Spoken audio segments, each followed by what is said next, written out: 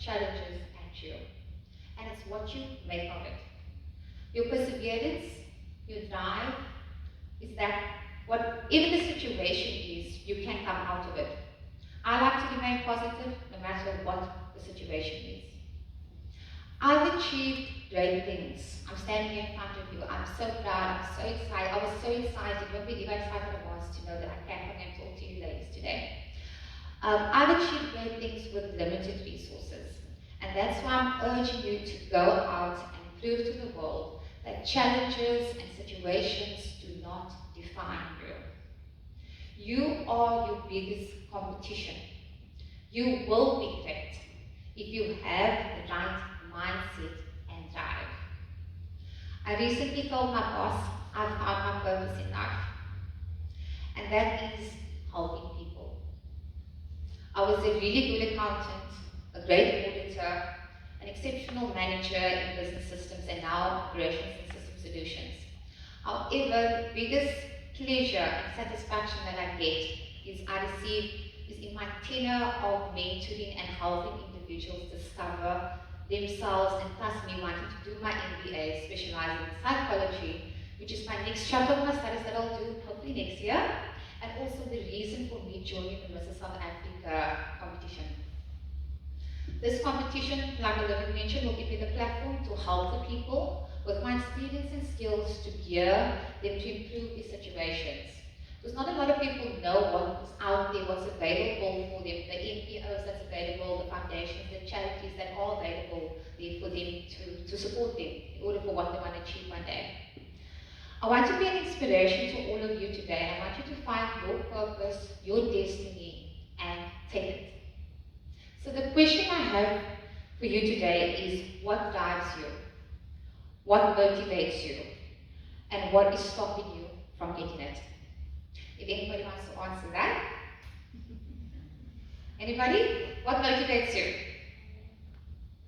Okay, so we've got some shy ladies here, it's fine.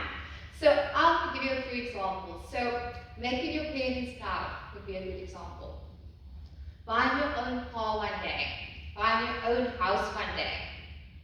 Being independent. Being an example to your children. That's my motivation, being a big example to my children. Setting goals and being positive. And all of these things you will have one day. And you will get it if you want it, and you go out and you get it. So this is your final year. A year of 12 years of studies. And this is preparing you, and you're basically preparing for your final exams right now. Well, show of hands, who is planning on studying next year? Wow, that's good. That's good. That's great. That's awesome. And who sees next year studying as a challenge? So what are your challenges? So I'm not going to ask you to answer it unless you do want to answer it, but I'm saying, what are those challenges? And a lot of people look at the challenges of, I can't pay my fees. That is one of my challenges. But like I said, there is NPOs, there are foundations, there are charities. The Women for Women Foundation, which, let me just put them to the third slide. Oh, sorry. Let me do it. Okay. The Women for Women Foundation, they basically sponsor and they empower the women in order for them to assist them and support them in their studies. So, in terms of your challenges for studies, there are bursaries available. If it's not the Women for Women, there will be one. And it's up to you to find a charity that will support you, because you guys are worth it. You ladies are worth it. The women are the future. The other thing is, if any of you have insecurities, I have a few insecurities. I don't think you should have insecurities, because there's nothing that is impossible for you to achieve if you put your mind to it.